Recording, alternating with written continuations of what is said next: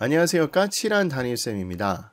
좋아요, 구독, 알림 설정은 채널을 유지하는 데 큰 원동력이 됩니다. 아울러 여전히 감기 때문에 목소리가 이상한 점 양해 말씀 올립니다. 오늘 말씀드릴 내용과 함께 여러분과 동일한 입장의 다른 선후배 이야기도 꼭 함께 참조해 주시길 부탁드리겠습니다. 지난 시간에 이어 이번 시간에도 우리가 힘들게 결정한 재수를 망치는 유혹 또는 우리가 많이 저지르는 실수에 대해서 살펴볼 예정입니다. 이 컨텐츠를 들으실 때 일부 학생들과 학부모님께서 약간 기분이 나쁘실 수도 있을 것 같습니다. 그런데 오랜 기간 동안 성공하는 재수생 그리고 실패하는 재수생들을 관찰한 나름대로의 분석 정보 내용이니 여러분들께서 저와 함께 꼭 끝까지 들어주시고 참조하고 활용해 주셔서 힘든 재수의 성공률을 높이기를 희망합니다. 지난 시간에 재수를 결정하시고 정신과 마음 자세 편에서 우리 학생들이 많이 저지르는 실수에 대해서 살펴보았습니다. 이번엔 방법론적인 측면에서 즉 학습 계획, 학습 방법, 그리고 여가 또 스트레스 관리에 대해서 같이 살펴볼 예정입니다. 그리고 우리의 재수를 방해하는 요인으로 인간관계를 언급해 드렸습니다. 그런데 이 내용은 너무나 많아서 따로 동영상을 제작해서 제공해 드릴 예정입니다. 그러면 우리 이번에 학습 계획에서 우리 수험생들이 많이 저지르는 실수에 대해서 살펴보도록 하겠습니다. 작년에 수능 실패 원인을 철저히 분석하고 반성하는 것은 매우 바람직한 자세이긴 하지만 수능 점수를 받았을 때 충격, 졸업식에서 경험했던 굴욕감과 같은 다양한 감정들이 많은 수험생들과 재수생들을 과욕이라는 오류에 빠뜨리고 있습니다. 그리고 그 과욕은 학습 계획을 짜는데도 악영향을 끼치는 경우가 많습니다. 즉, 지난번 동영상에서 강조드렸던 것처럼 현실성 없는 공부 계획을 수립 실천하다가 좌절하는 경우가 많았었습니다. 지금 보여드리는 것처럼 과목별로 너무 세분화된 공부 계획을 가지고 실천하시다가 여러분들의 에너지와 집중력이 분산되어서 훌륭한 정규 수업 특강 인강의 내용과 훌륭한 교재들의 내용의 효과들을 제대로 얻어내지 못한다고 강조를 드렸을 겁니다. 따라서 저희 반 학생들에게는 당연한 얘기고 여러분에게도 강조드리고 싶은 내용은 여러분의 집중력과 에너지가 분산되도록 너무나 화려하고 다양한 계획을 짜는 것을 무조건 멈추셔야 됩니다. 그리고 통학형 학원이나 기숙형 학원은 정규 수업이 있을 테고 독재형을 선택하신 분들은 신중하게 인강 선생님이나 단과 특강을 선정하셨을 텐데 그 정규 수업이나 또는 선정한 수업을 여러분 재수생활에 제1 우선순위 커리큘럼으로 잡으시고 계획을 단순화시켜서 정말로 힘든 8월달, 9월달, 10월달, 11월달 후반부에서도 실천할 수 있게끔 단순화시키는 과정이 필요합니다. 예를 들면 여러분 평가원 모의고사 점수가 들쭉날쭉하거나 모의고사에서 같은 유의 문제를 계속해서 실수하거나 아니면 친구들과의 인간관계에서 갈등이 생겨날 때 재수생활에서 정말로 힘든 고비를 맞게 될 겁니다. 그런데 이런 고비를 현명하고 슬기롭게 넘어가기 위해서는 여러분들 단순화된 계획이 절대적으로 필요합니다. 따라서 지금 당장이라도 여러분 학습 플래너가 화려하고 이상적으로 계획이 짜졌는지 확인해보고 그러하다면 제 말씀을 믿고 빨리 가지치기를 해서 계획을 단순화시켜 주기를 부탁드리겠습니다. 그리고 두 번째, 우리 학생들이 많이 착각해서 또 많이 하게 되는 실수는 학습 수준에 대한 착각을 많이 하고 계신 것처럼 보입니다. 저도 다른 유튜브 채널의 내용들을 참조합니다만 그분들의 내용 중에서 이런 내용들이 있었습니다. 즉 3등급 이하 또는 몇 등급 학생은 이런 수준으로 공부를 하는 게 좋겠다라고 이야기해주는 채널들이 많았었습니다. 물론 저는 그분들의 의견을 존중하긴 합니다만 가르치는 선생님 입장으로는 여기는 좀 복잡 미묘한 관계가 있다고 생각하시는 게 좋을 겁니다. 제가 한번 운동의 예를 들어보도록 하겠습니다. 많은 운동선수들 분께서 근육을 생성하실 때 우리가 들 수 있는 무게를 든다기보다는 우리 능력치보다 조금 더 무거운 걸 들어 근육에 많은 자극을 주고 그리고 휴식을 통해서 근육을 키운다고 저는 얘기를 들었습니다. 공부도 비슷하지 않을까라는 생각이 많이 듭니다. 즉 3등급 이하의 기초가 낮은 학생들은 기본 개념을 잡아야 되는 것은 맞긴 하지만 재수생이라면 10달이나 11달 정도의 시간에 승부를 봐야 됩니다. 그렇다면 기본 개념을 착실히 닦고 그리고 수능 수준의 수업을 하고 그리고 킬러 문제를 풀어서 수능 시험을 보겠다. 죄송하지만 제가 경험했을 때 11달 또는 10달의 시간에 그것을 다 하기가 힘듭니다. 그렇다면 좀 등급이 낮은 학생들은 어떻게 대비를 하는 게 좋은 거냐?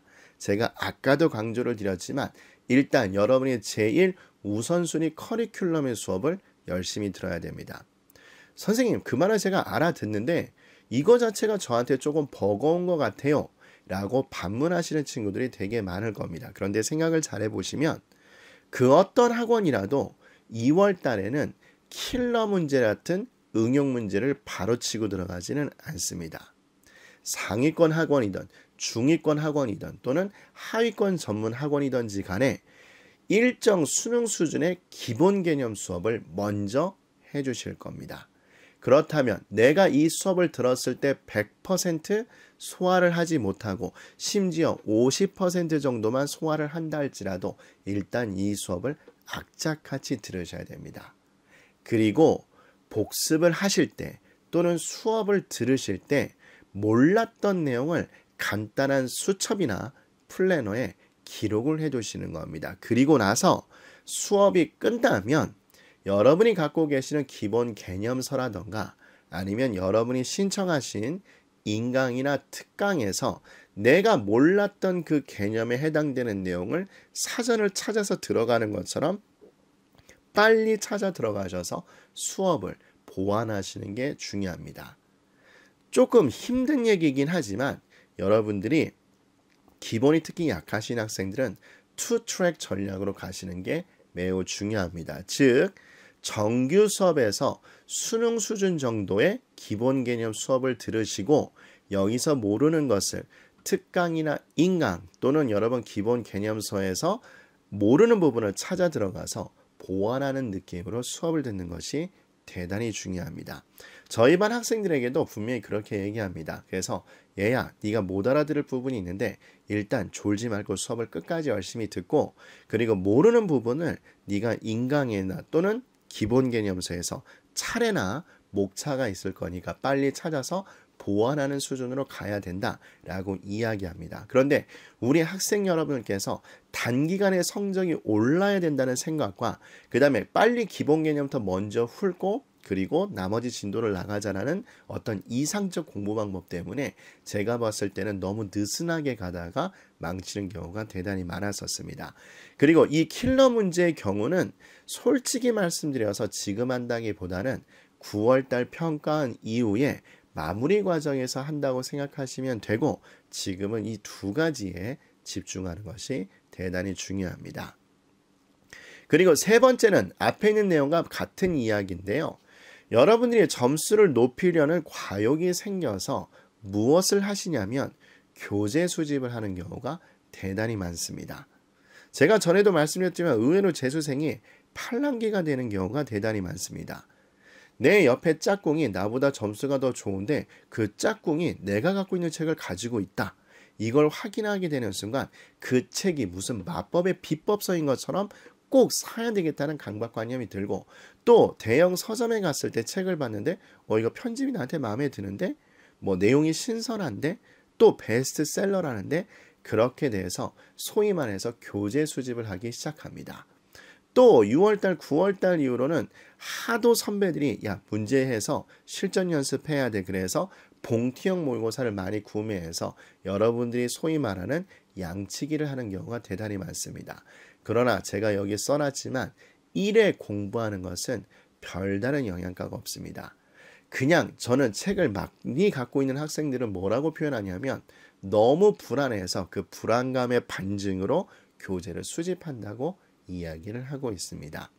아울러 학습 교재에 관해서 또 중요한 내용은 해답지를 보는지의 여부인데 저는 이런 의견을 갖고 있습니다. 어떤 분들은 해답지는 절대 보지 말라고 이야기하지만 여러분도 아마 촉이 있을 거예요. 이거는 내가 해답지를 봐도 이해를 못하는 문제다. 그렇다면 저는 오히려 해답지를 보고 일단은 단순함기라도 처음부터 끝까지 반복해서 보는 게 중요하다고 생각을 합니다.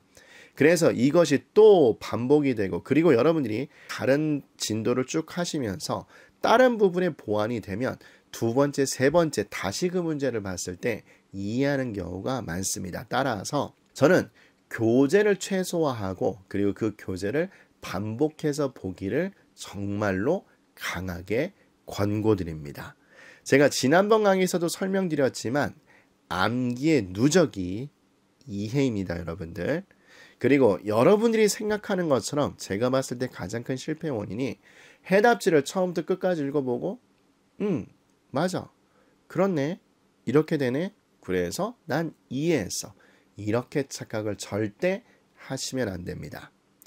어느 정도 반복이 돼야 되느냐? 다시 한번 이야기하지만 백지장을 줬을 때 그 해답지에 나오는 첫 번째 이 문제는 이런 개념을 묻는 거니까 이런 방법을 통해서 이렇게 답이 도출됩니다라고 여러분이 거의 망설임 없이 쓸 수 있을 정도로 암기가 돼야 됩니다. 그러면 어느 순간 그 지식이 각각의 영역이 붕괴되면서 융합이 되면서 여러분의 이해 틀로 자리 잡게 됩니다.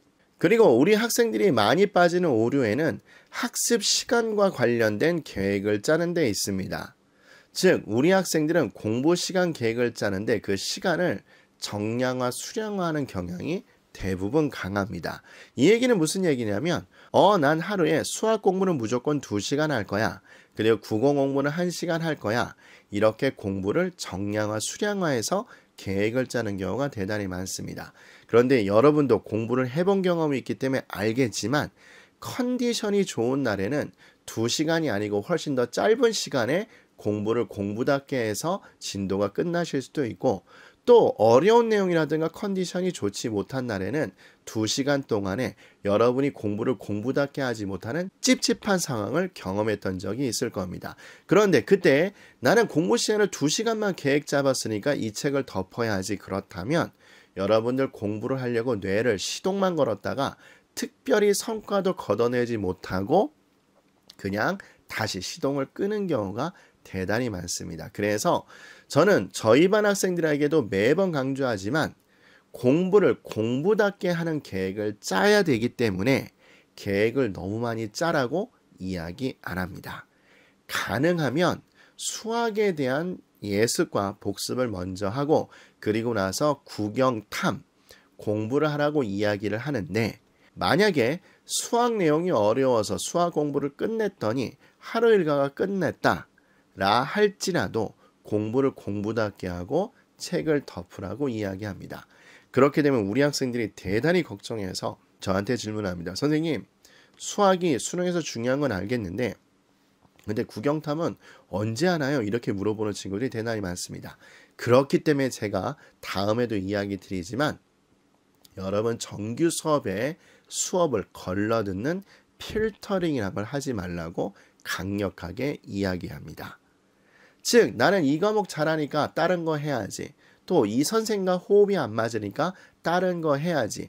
하지 마시고 기본적으로 재수학에서 강의하시는 선생님들은 강의력이 어느 정도 보장이 되니 그분들의 수업을 치열하게 열심히 들으면 됩니다. 그러면 그 어떤 학원이라도 해당하는 날에 국어 수업과 영어 수업과 탐구 수업이 반드시 있을 겁니다. 그러면 자습 시간에 그 과목을 하지 못하더라도 정규 수업에 한 것이 되기 때문에 어느 정도 과목별 균형은 맞출 수 있다고 생각이 듭니다. 그래서 몇 시간 몇 지문 이렇게 수량화 정량화하지 마시고 공부를 공부답게 정확하게 습득을 하셨으면 책을 덮는 습관을 초반에는 갖는 것이 대단히 중요합니다.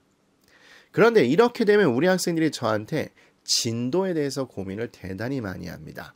즉 여러분들은 진도에 대한 강박관념이 너무나 큽니다. 아까도 제가 이야기 드렸던 것처럼 보통 6, 9, 수능 3단계의 계획을 갖고 오시게 되는데 6월달까지 기본 개념을 다 끝내고 9월달까지 재득과 문제풀이를 끝내고 나머지 3개월 동안 킬러 문제를 열심히 공부해서 수능 대박을 치겠다라는 강박관념이 대단히 많습니다. 계획의 기간 텀이 너무나 길면 우리를 지치게 만듭니다. 왜냐하면 성취감을 느끼기 어렵기 때문에. 그래서 제가 전화번도 얘기 드렸지만 진정한 이해를 하고 체득을 하시기 위해서는 공부 계획을 좀 세분화하셔서 하시되 처음에 공부를 공부답게 하고 책을 덮는 습관을 하게 되면 진도가 늦게 가는 것처럼 보이지만 8월이나 9월 달 이후에 여러분 공부의 깊이와 진도가 갑자기 빵 터지는 가속도가 붙게 될 겁니다. 사실 제가 여기서 중요하게 여기는 표현 중에 하나가 이 가속도란 말인데 여러분들이 후반부에 여러분 공부와 그 다음에 단위 시간당 공부량의 가속도가 붙지 않는다. 그러면 사실상 수능에서 좋은 점수를 얻기 힘들다고 생각하시면 됩니다. 그리고 이 가속도가 붙기 시작하면 소위 말하는 킬러 문제를 해결할 수 있는 응용 문제도 푸실 수 있게 됩니다. 여기에 한 가지 팁으로 더 설명을 드리자면 여러분 친구들보다 진도가 늦게 됐을 때 여러분은 정말로 불안해서 많은 상담을 하게 됩니다. 여러분 친구의 진도는 그 친구의 진도에 그냥 맡기시고 여러분 진도를 믿고 그대로 쭉 밀고 가는 것이 대단히 중요합니다. 그리고 이 내용도 의견이 분분하긴 합니다만 학습의 주체, 즉 예습과 복습 어디에 더 중점을 두고 하느냐 이거는 사람마다 의견이 다 다를 겁니다. 그런데 저는 이런 의견을 갖고 있으니까 여러분들 한번 들어보시고 판단해 주셨으면 좋겠습니다. 예를 들면 저는 남성입니다만 만약에 제가 여성 메이크업 강의를 참석했다고 가정해 봅시다. 그 강사분도 한국말을 하시고 저도 한국말을 알아듣긴 할 겁니다만 그 강사분이 얘기해 주신 걸 저는 제대로 알아듣지 못할 겁니다.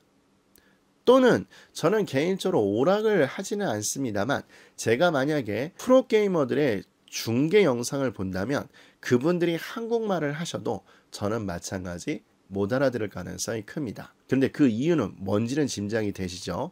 왜냐하면 비록 한국말을 하더라도 저는 화장품에 대한 기본 지식이 없고 오락에 대한 기본 지식이 없기 때문에 그냥 듣는 것만으로는 그 리듬과 흐름을 놓칠 가능성이 대단히 큽니다. 그래서 여러분들 중에서 상당 학생분들이 복습에 치중한 나머지 예습을 깊게 하지 않고 나는 선생님들 수업을 열심히 들어서 그분들이 나를 깨우치게 하게끔 열심히 스폰지처럼 지식을 빨아들일 거야 라고 생각하시는 분이 많으실 텐데 그렇게 되는 경우 실패할 확률이 높다고 저는 생각합니다.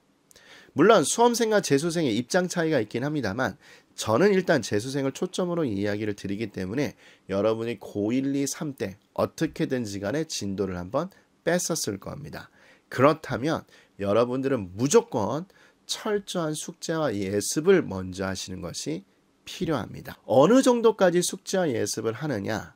예를 들어서 수학을 하실 때 문제를 딱 풀고 답은 딱 찍고 넘어가는 그런 숙제를 원하는 게 아닙니다. 여러분이 숙제라고 답을 내셨다면 첫 번째, 이 문제가 나한테 물어보는 기본 개념이 무엇이고 어느 단원에 걸쳐서 문제가 있는지를 파악하신 다음에 나는 이렇게 답을 냈는데 또 다른 방법으로 답을 낼 수 있는지를 확인할 정도로 철저하게 숙제와 예습을 하는 게 좋습니다. 제가 여기 괄호에도 써놨지만 이 말이 무슨 얘기냐? 숙제를 너무나 열심히 해서 여러분들하고 수업을 듣는 선생님이 수업을 하실 때 건방지지만 이런 생각을 가질 정도로 숙제를 하는 겁니다. 그래, 한번 더 수업해봐. 내가 네 수업의 단점을 파악해 줄게. 라는 느낌이 들 정도로 지적인 싸움을 선생님 수업을 들으면서 치열하게 하는 겁니다. 그러면 그렇게 능동적으로 수업을 듣게 되면 좋은 점은 뭐냐? 여러분이 만약 숙지한 내용과 예습한 내용이 맞았다. 그러면 너무나 큰 성취감을 느끼면서 그 공부 학습 내용을 쭉 한 번에 흡수하게 되고 만약에 내가 공부한 게 틀렸다. 그러면 내가 독하게 고생을 했기 때문에 선생님이 바로 잡아주신다면 또한 역시 그에 대한 공부 학습 내용의 흡수율이 정말로 높아지게 됩니다. 복습 위주의 여러분 친구들보다 숙제와 예습을 철저한 여러분들이 1시간 수업을 들어도 그 흡수율이 남다르게 됩니다. 거기에 보너스로 여러분들이 복습할 시간이 점점점 짧아지게 됩니다. 왜? 수업 시간에 정립이 되기 때문에 그렇습니다.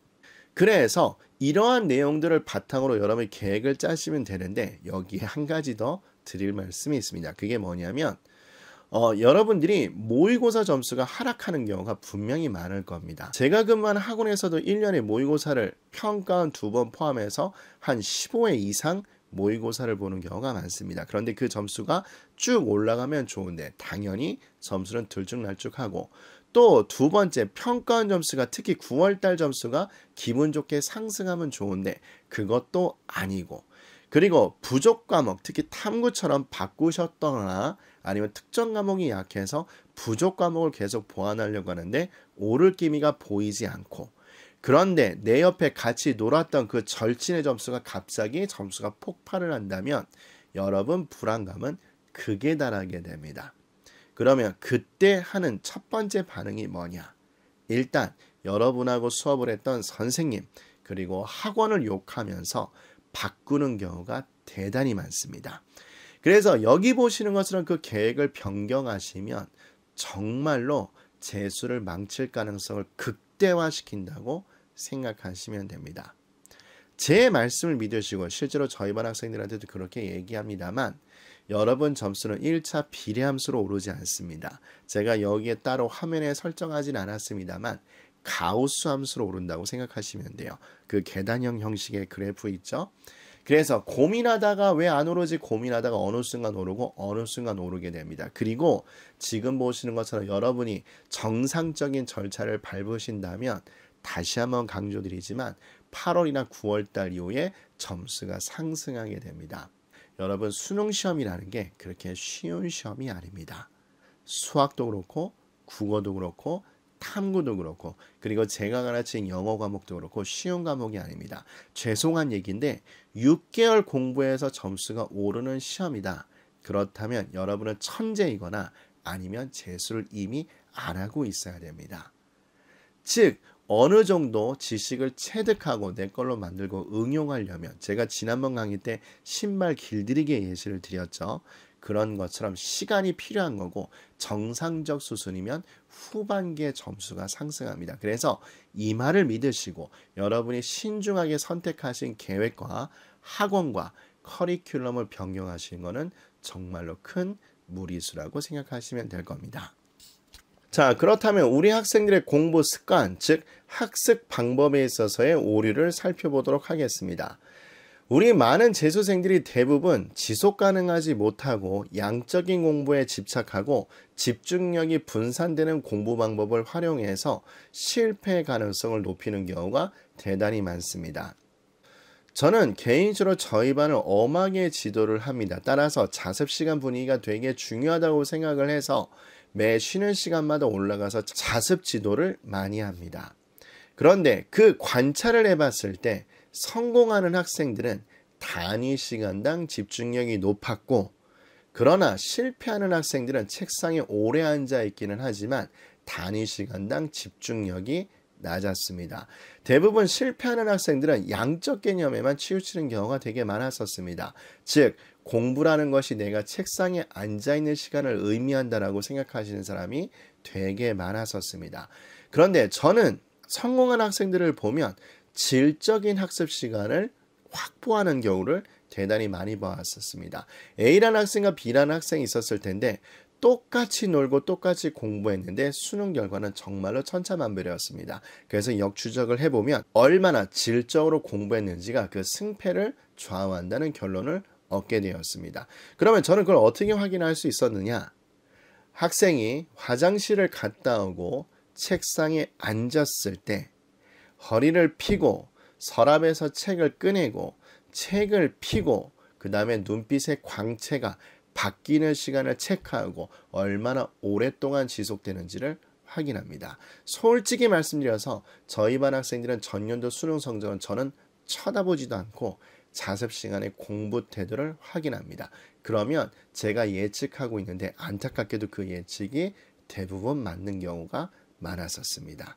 즉 질적인 자습 시간이 정말로 중요합니다. 시간 여유가 많다는 생각 속에 자습을 하면 공부의 질이 떨어지는 경우가 특히 많습니다. 특히 이거는 독재형 재수를 선택한 친구들이 유념해서 드려야 될 부분입니다. 그런데 우리가 독재형 학원을 다니지 않다 할지라도 이런 내용은 경험해 본 적이 있습니다. 예를 들어서 여러분 중학교 때라든가 고등학교 때 내신 시험 기간과 연휴가 맞물렸었던 때가 분명히 있었을 겁니다. 연휴가 한 3일 정도 있고 그 다음 시험 기간이다. 그러면 우리는 대부분 3일이나 시간이 있는데 좀 천천히 해볼까? 이런 생각이 자리 잡게 됩니다. 그래서 연휴 첫날은 대부분 놀면서 보낼 거예요. 그래도 아직 우리에게 2, 3일의 시간이 있으니까 마음에 조급증은 없습니다. 왜? 내일 하면 되니까. 그런데 연휴 중간 날에도 내일 하루 더 시간이 있으니까 또 여유를 부리다가 또 마찬가지 그냥 보내는 경우가 많습니다. 그리고 마지막 날이 되면 미루다가 결국은 연휴가 아니었던 때보다 공부를 더 못하고 내신 시험을 봤던 적이 있었을 겁니다. 그러면 이건 일종의 팁이긴 한데 여러분이 똑같은 자습 시간에 질적인 공부에 즉 집중력을 높이기 위해서는 저는 이런 시계를 이용하는 게 좋다고 봅니다. 이 상표의 시계를 추천드리는 건 아니고요. 여러분들이 이거는 구글에서 회의할 때 쓰는 시계라고 하죠. 아니면 여러분이 갖고 있는 타이머가 있을 건데 지금 보시는 것처럼 시간이 거꾸로 가게끔 설정이 돼 있을 겁니다. 지금 이 시계 같은 건 빨간색이 점점 없어지고 그리고 여러분이 전자시계라면 시간을 순차적으로 가는 게 아니라 40분, 39분, 38분 이렇게 거꾸로 카운팅 되게 설정할 수 있을 겁니다. 그래서 여러분이 공부를 할 때 시간이 약간 부족하다는 느낌, 즉 약간 쫄린다는 느낌으로 자습을 하게 되면 짧은 시간 내에 집중력이 높아지게 됩니다. 그리고 특히 장기간 동안 또는 오랜 시간 동안 집중하지 못하시는 분들은 아예 애시당초 저처럼 3, 40분 빡세게 집중하고 2, 30분을 차라리 쉬자라고 하는 게 오히려 더 공부량이 많을 겁니다. 그래서 자습은 약간 시간이 부족하다는 느낌을 갖고 공부하는 게 좋습니다. 그렇다면 통학형하고 기숙형에 있는 학생들은 제발 부탁드리지만 자습 시간이 부족한 그 느낌이 여러분에게 나쁜 영향을 끼치지 않는다는 것도 꼭 명심하셔야 될 겁니다. 자, 그리고 학습 패턴, 즉 학습 습관에도 대단히 중요한 영향을 끼칩니다.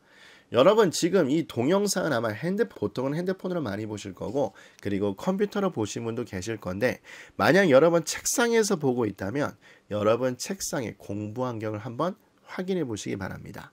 아마 이런 친구들이 되게 많을 거예요. 일단 책상에는 책이 펼쳐져 있고 그리고 앞에 모니터에는 그게 축구 중계가 됐던 영화가 됐던 또는 뮤직비디오가 됐던 동영상이 하나 흘러가고 있을 거고 또 태블릿 PC가 있는 사람은 또 그것도 무언가가 흘러가고 있을 거고 그리고 여러분 귓구멍에는 아마 이어폰이 꽂혀져 있을 확률이 높고 그리고 여러분 스마트폰에서는 계속해서 SNS 메시지가 오는 경우가 대단히 많을 겁니다. 나는 음악을 들으면서 공부 충분히 잘 돼 라고 여러분 주장하실 거고 저도 솔직히 젊었을 때는 그렇게 생각을 했었습니다. 그런데 저도 공부를 깊게 해야 될 때 수업 준비를 집중하게 될 때 점점 이어폰을 빼게 되고 점점 모니터를 끄게 되고 오롯이 책상에는 책만 놓여 있는 경우가 많아지게 되었었습니다.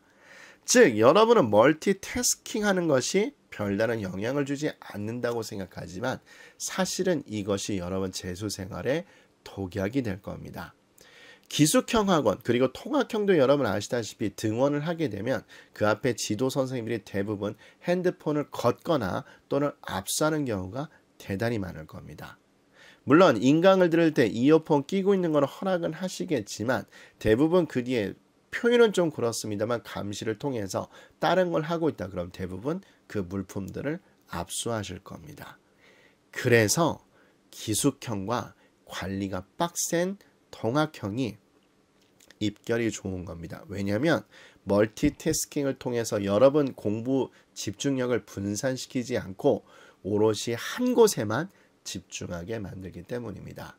만약 음악을 너무 좋아하고 SNS 소식이 중요한 게 있다. 그럼 차라리 일정 시간 공부를 집중을 하시고 그리고 공부 후에 개별적 휴식을 취하는 것이 훨씬 더 바람직합니다. 그리고 또 하나 해답지 보기 또 사전을 사용하는 것에 어떻게 돼야 되느냐 저한테 질문하는 경우가 많습니다. 아까 해답지 보기는 제가 간단하게 설명을 드렸었죠. 즉 촉이 있는데 나는 이거 아무리 봐도 해답지를 봐도 이해하기 힘들 거다. 그렇다면 너무 오래 고민하지 마시고 차라리 해답지를 보고 이해가 안 된다면 처음부터 끝까지 외운다는 각오로 집중하는 게 좋습니다.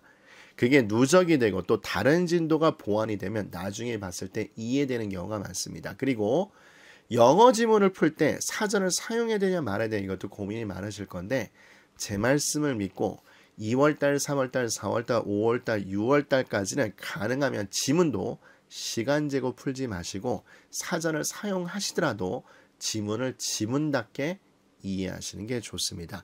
이 영어 독해 방법에 관련해서 또 따로 동영상을 제작할 거니까 그렇게 하시면 될 겁니다. 물론 여러분이 단어를 열심히 외우셨다면 9월달 이후에 소위 말하는 실전 연습을 하실 때는 당연히 시간을 재놓고 OMR 카드에 필적 조회 문장도 쓰시고 검정색 사인펜으로 실제로 칠도 하시고 그리고 마감 시간까지 정확히 끝내는 연습을 하실 때는 사전을 사용하시면 안 되는 건 당연합니다. 그런데 이거는 지금 초창기 공부 방법일 거고요. 그래서 이것도 제가 답을 말씀드리자면 학습 수준에 따라 결정하는 게 좋을 거고 나는 기초가 너무 약해요. 이러신 분들은 다시 한번 강조드리지만 반복과 암기를 통해서 이해하시는 것이 정말로 필요할 겁니다. 그리고 이것은 독재형이 아니라 통합과 기숙형 학원에 있는 학생들한테 반드시 말씀드리고 싶은 내용인데 제발 부탁드리지만 수업 골라듣기를 안 하셨으면 좋겠습니다. 저는 영어를 가르치기 때문에 가끔 외국에서 살다 온 친구라던가 영어가 워낙 강점인 친구들은 제 수업을 제끼고서 다른 과목 공부하는 친구들도 은근슬쩍 있습니다. 제가 눈이 좋다 보니 책상에 있는 책들이 대부분 뭔지 보일 수가 있어서 그런 학생을 발견하게 되면 제가 절대로 실패하지 않은 웃기는 이야기를 합니다. 그러면 만약 그 학생이 제 과목을 빼고 그 책에 집중하고 있었다면 절대 웃으면 안 되는데 거의 100% 같이 피식 웃는 경우가 대부분입니다. 왜 그러느냐? 마이크 소리가 그 학생 귀에 흘러 들어갈 수밖에 없기 때문에 그렇습니다. 그러면 그 웃는 걸 확인하고 저는 경고를 다시 한번 줍니다. 얘야 혹시 지금 딴 과목 공부하고 있는 친구들이 있는데 가능하면 덮고 선생님 수업 들었으면 좋겠다. 이렇게 얘기를 하는데 그래도 한다면 나중에 찢는 소리를 정말로 독하게 합니다. 왜냐고요? 다시 한번 이야기 드리지만 제 수업을 안 듣기 때문에 질투가 나서 그런 게 아닙니다. 문제는 내 수업을 빼고 수학을 하고 국어를 하고 있는데 그 파트를 자기는 공부하고 있다고 착각하기 때문에 그렇습니다. 그래서 나중에 그 진도와 관련된 문제를 하면 거의 100% 틀리는 경우가 많습니다. 따라서 전체 수업을 꼭 듣기를 부탁드립니다. 내가 강하다 그러면 수업 때 들으시고 자습 때 그 과목을 공부 안 하시고 약한 과목이나 킬러 문제를 대비하시면 됩니다.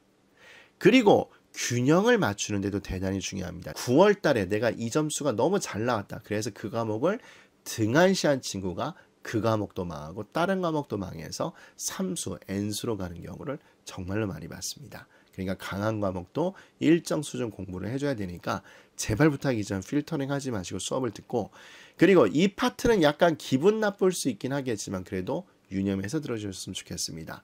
여러분 혼자 3시간 자습하는 것보다 선생님과 30분 치열하게 수업하는 것이 더 효과가 좋을 겁니다.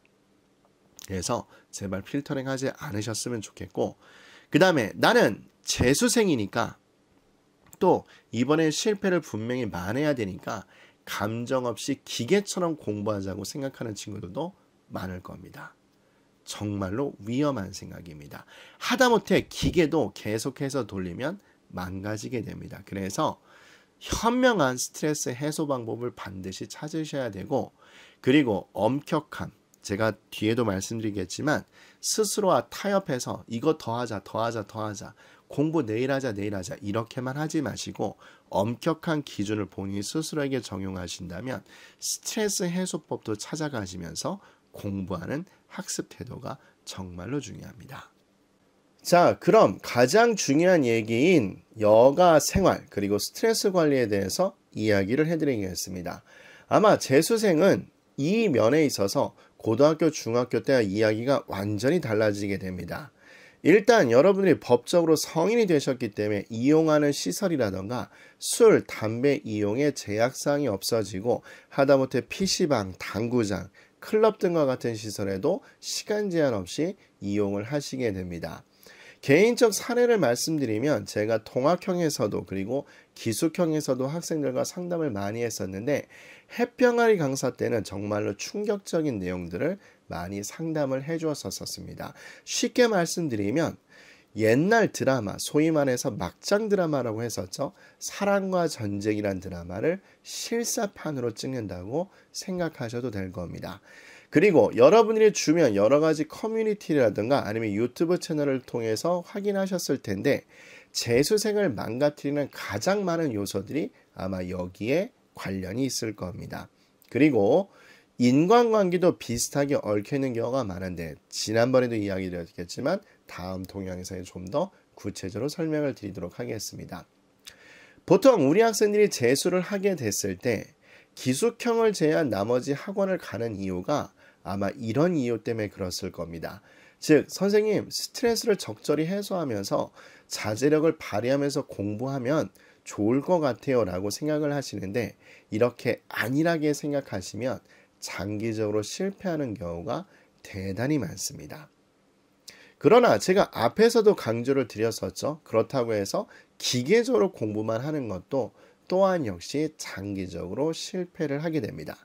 그렇다면 어떤 실수를 예방하고 어떻게 방향성을 잡아야 되느냐 그거를 설명드리도록 하겠습니다. 첫 번째 친목 활동입니다. 여러분이 재수학원에 가면 분위기가 묘합니다. 일단 전국 단위로 학생들이 오게 되고 그리고 너무나 다양한 연령대 학생들이 오게 됩니다. 특히 여학생들 같은 경우 남학생들을 바라보게 되었을 때 심지어 군대를 제대하고 온 오빠들도 있기 때문에 사실 분위기가 되게 겁이 나는 경우가 많습니다. 그래서 그러한 외로움과 두려움을 극복하기 위해서 친목질을 활발하게 시작합니다.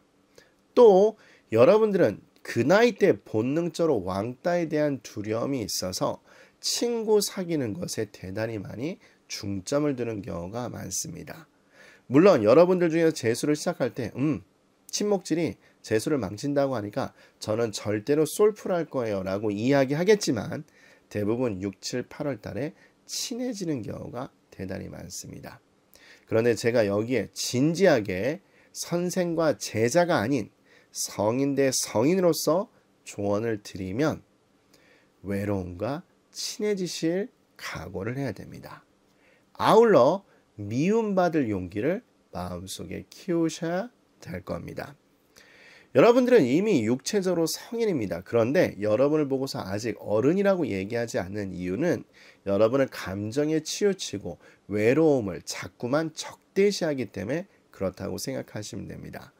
정말 편하게 설명드려서 여러분이 이상형이라고 생각했던 이성과 친구를 맺고 그리고 팔로우 숫자도 많고 주변에 친구가 많다고 하더라도 우리 가슴 속에 외로움은 지울 수가 없습니다. 이게 우리 본능과 같은 감정인데 근데 나는 내 가슴 속에 외로움은 있으면 안 돼 라고 생각을 해서 그걸 부정하고 자꾸만 친구들을 옆에 두고 그 외로움을 쫓으려고 하는데 그게 아무 의미가 없게 됩니다. 저도 어느 순간부터 인생이 조금 편하게 관점이 바뀌기 시작했는데 그때가 언젠지를 곰곰이 생각해 보면 외로움과 친해지고 난 이유라고 생각합니다. 그런데 여러분은 외로움이 두려워서 자꾸 친구를 사귀려고 하는데 그래서 하는 것이 뭐냐? 친구에게 비위 맞춰주기가 되게 급급해집니다. 나는 저 친구와 친해져야 되고 저 친구가 핵인싸니까 나도 저 친구 옆에 있고 싶다 생각이 들어서 그 친구의 비위를 맞춰주게 되는데 그렇게 되면 점점 여러분 생활 중심에 여러분이 없게 됩니다. 그러면 뭐가 필요하느냐?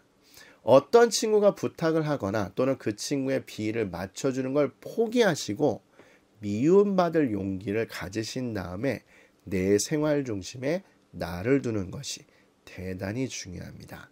여러분들이 나는 선생님 개성이 강하고 자기 주장이 뚜렷합니다라고 이야기를 한 친구들을 대단히 많이 봐왔지만 생활하는 데 있어서 그렇게 하는 친구는 정말로 많이 보질 못했었습니다. 저도 미움받을 용기라는 말이 어떤 책 제목이라는 건 알고 있긴 합니다. 저는 실제로 그 책을 읽지는 않았지만 내용을 유추해보면 지금 말씀드린 내용이 대부분일 겁니다. 즉, 남 눈치와 남 기준에 저를 맞추지 마시고 그 사람이 심지어 나를 미워한다 할지라도 내 생활 중심에 나를 두고 나를 소중히 아끼는 것이 정말로 필요할 겁니다. 그리고 또 스스로에 대해서 너무나 많은 관대함을 발휘하는 경우가 많습니다. 딱 5분만 동영상 더 보고요. 오늘 하루만 쉬고요. 이번 주말만 쉬고요. 내일부터 공부 열심히 할게요. 이렇게 되는데 이렇게 스트레스를 관리하고 여가 활동을 하면 100% 망가지게 됩니다. 제가 아까도 이야기 드렸지만 스트레스를 해소하는 건전한 방식은 찾으셔야 될 겁니다. 저 같은 경우 주로 솔풀하자고 이야기를 드릴 거고 영화라던가 산책이라던가 샤워나 사우나 같은 걸 추천드리긴 합니다만 그게 아니라 친구들과 어울리는 걸 할지라도 스스로와 타협하지 않고 엄격함을 유지한 채 스트레스를 해소하는 것이 정말로 중요합니다. 그래서 친구하고 술을 마시더라도 시계를 딱 보고 시간 돼서 친구야 오늘은 여기까지 하고 나 들어갈게. 또 영화를 보시더라도 또는 여러분이 좋아하는 무언가를 하더라도 일정 시간이 됐을 때 또는 여러분이 정해진 타임이 되면 과감하게 그걸 훌훌 털어내고 다시 공부로 매진하는 것이 필요합니다. 그리고 여가 활동을 하는데 친구들과 같이 즐기면서 스트레스를 해소할게요 라고 생각하시는 분들이 대단히 많습니다.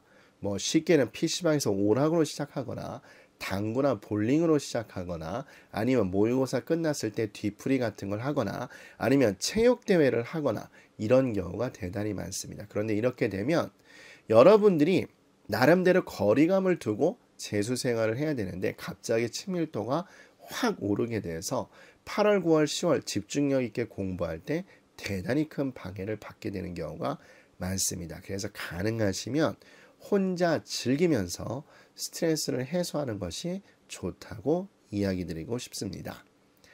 그리고 또 휴식도 현명하게 취해야 됩니다. 특히 기숙형이신 분들은 제 말씀을 잘 들으셔야 될 텐데요. 기숙형 같은 경우 스케줄이 너무나 빡빡합니다. 통학형이라든가 또는 독재형 통학학원에 다니시는 친구들은 주말 같은 경우에 본인이 쉬고 싶을 때 쉴 수가 있습니다.